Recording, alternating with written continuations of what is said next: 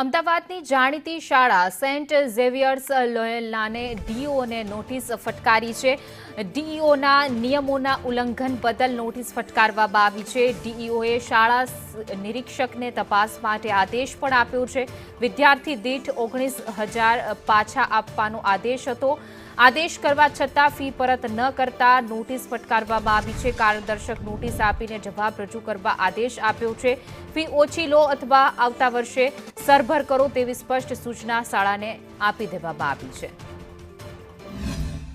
નક્કી થયેલી ફી હતી જે 39,000 સમથિંગ હતી, જેની ફી રિડ્યુસ કરીને 21,000 સમથિંગ કરવામાં આવેલી છે। જે ધ્યાને આવતા આ વર્ષે એવું ધ્યાન ઉપર એવું આવ્યું કે ફી જે એઝ ઇટ ઇઝ છે એટલી જ લેવામાં આવી છે। વિદ્યાર્થીઓને સરભર કરવામાં આવ્યા નથી, પરત આપવામાં આવ્યા નથી, જેથી આ મુદ્દાને અતિ ગંભીર પ્રકારે ધ્યાને લઈ અમે શિક્ષણ નિરીક્ષકને તપાસના આદેશ આપ્યા છે અને શાળાને આ